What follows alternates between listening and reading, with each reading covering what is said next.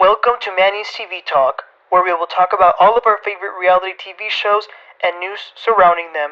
Grab a snack, a drink, and get comfortable because this starts now. Anytime you say bitch to a man, you're trying to trigger him. That's 100%. Right. It's 100%. I'm about to call you a bitch back. Right, you feel me? If you call a man a bitch, you're trying to trigger him. Right. Yo, what's up everybody? Welcome back. Today we're going to be talking about the new episode of Love and Marriage Huntsville, Season 6, Episode 22. Let's get started. We had left off last week. We were at this barbecue in Maurice and Kimmi's house. Keke went nuts and threw a drink in Tisha's face, which was unacceptable.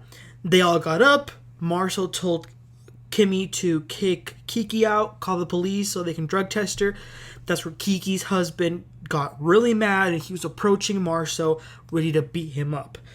But I'm sorry. What else was Marsau supposed to say? His wife had just been assaulted. So I do appreciate Keke's husband trying to defend her and support her. But the way that you're supposed to support her is by not letting her do this in the first place and making her act like a clown, dude. That's how you take care of your wife. Keke was also calling Marsau all sorts of B's and cussing. And it's pretty interesting because as Keke was being removed from the situation, she continues to scream at Tisha like, get your husband, go fix your marriage. Like you said, where there's smoke, there's fire. And I was just like, where else have we heard that before? So out in the parking lot, Stormi and Nell left to go talk to Keke once she had been removed. And Nell says, did anyone touch you? Did anyone disrespect you? She says, no. Melody says, well, what you did was not okay if no one did anything to you. I don't know if Mel is being 100% genuine. I feel like she's trying to cover her tracks by saying, well, this was wrong. But, I mean, regardless, I do appreciate her saying that it was wrong because it's true. Keke says that it's been years of her having to deal with Tisha and that she is completely done with her at this point. She doesn't care if they're cousins. She ends up leaving as she should. Meanwhile, inside, poor Tisha is trying to dry herself. And her and Marsau are explaining the situation to Kimmi. Kimmi is also surprised that she would react like that after not being talked to, not being provoked. It was crazy. But it's whatever. They continue with the cookout and they begin to eat. The food looked okay. Yeah, it looked pretty good. And as they're sitting on the table, Marsau is saying that Keke has always had a problem with them and she's probably jealous of Tisha. Tifanny ends up coming with the baby. The baby's so cute, so I'm glad that they could make it. And as they're in the middle of eating, they hear a motor coming in. And then they see that it's Kimmi's big gift, her Jeep. She was so excited, you guys. I felt so happy for her. She was beyond happy and surprised. Like, she was dancing, singing. That was great. I felt really happy for her. So there was another one of Tisha and Keke's cousin there. Her name is Courtney. So she kept talking about this incident with Keke.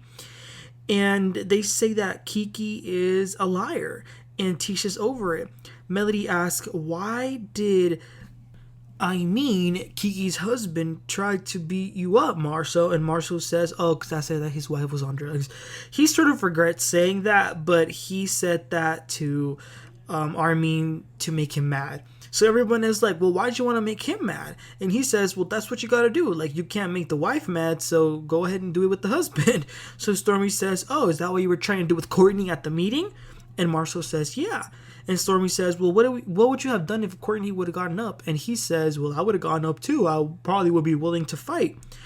But that kind of helps them talk about the problem that they had, which was Stormi calling him a bitch, which is wrong. And actually the whole table jumped in, Maurice, Martell, and they all agreed that calling a man or even a woman a B is them trying to provoke them, and it's wrong. Stormi tries to excuse it as it's part of her culture, it's how she grew up, but none of them are buying that because that's like not really a good reason. It's still bad. So Stormi and Marsau shake on it that she will never call him a B, but then she did it on her confessional. I was like, what? Anyway, Kimmi goes back to the Keke conversation. The mutual cousin says that she thinks Keke is okay and that she doesn't like that Marsau is bringing up to the public eye that she was on substance abuse before. And Marsau says, okay, since all y'all want to say something about that. everyone at this table, raise your hand if you drove at 2 in the morning and picked her up in the middle of the street when she needed help. He says that they've been there when her mom wasn't.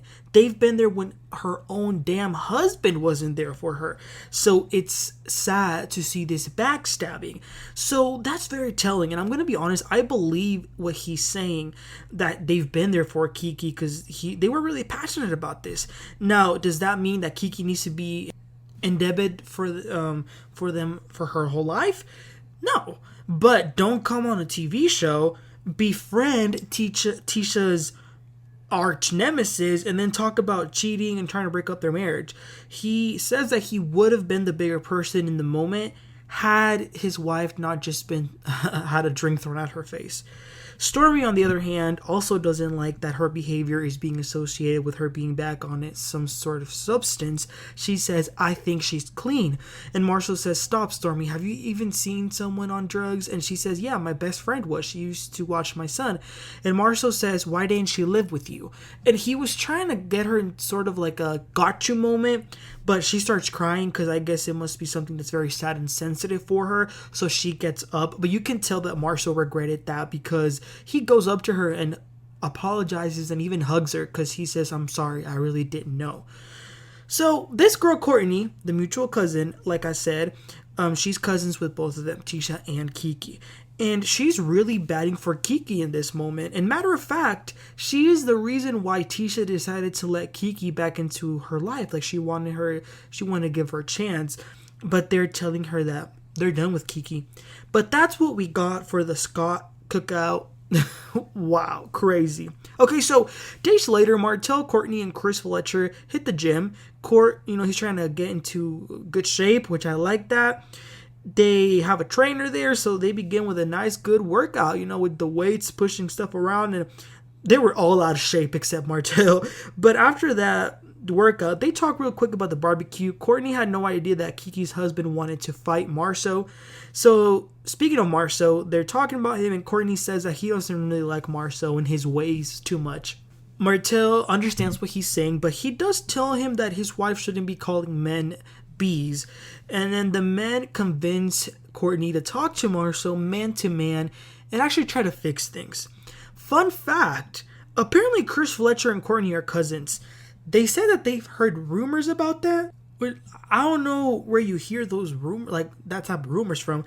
But Stormi suggested a DNA test for them to do so that they can find out exactly how they're linked in their family tree, which is pretty cool. Also, it wouldn't be a Chris Fletcher scene without him talking to Martell about his home situation. He says that he don't care where Martell has to move. If he has to go back to Melody's house, to Chateau Shari, but he wants him out of his house.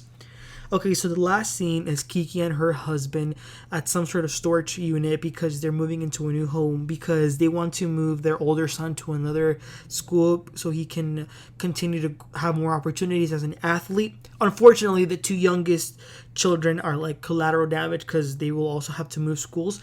So they're doing that, and then all of a sudden, what a coincidence, Melody calls Keke and says, where are you? Can I come? But I mean, that's just reality TV fakeness, to be fair.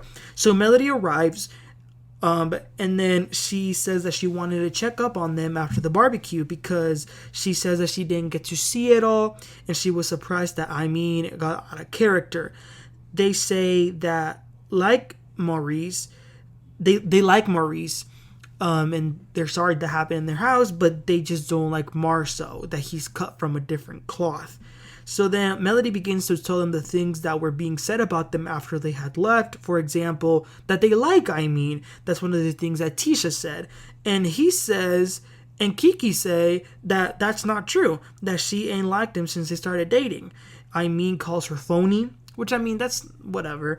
But then Melody begins to tell them again that, had it been the other way around, to Keke, had someone been throwing cards to her face and threw a drink at her face, Ameen would have jumped in. And they agree, but Ameen says that he didn't like the part about the drugs. That's where he thinks they crossed the line. And Keke is saying that she wants to control herself and her actions more. And even though she acknowledges that what she did is wrong, she doesn't have remorse for the outcome. The action, yes, but she doesn't feel sorry for where they're at.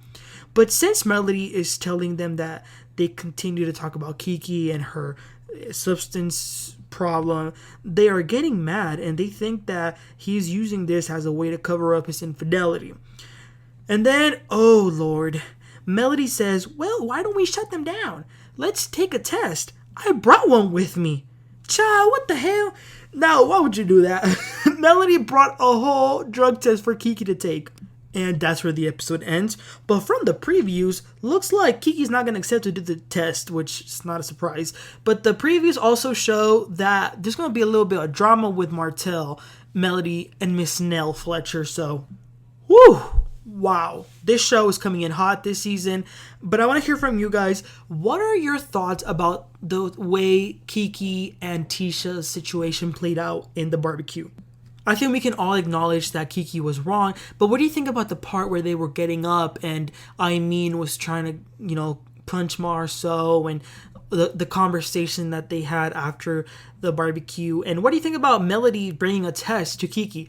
Let me know in the comments, you guys. Please don't forget to like and subscribe, and I'll catch y'all next time. You have a great one. Bye.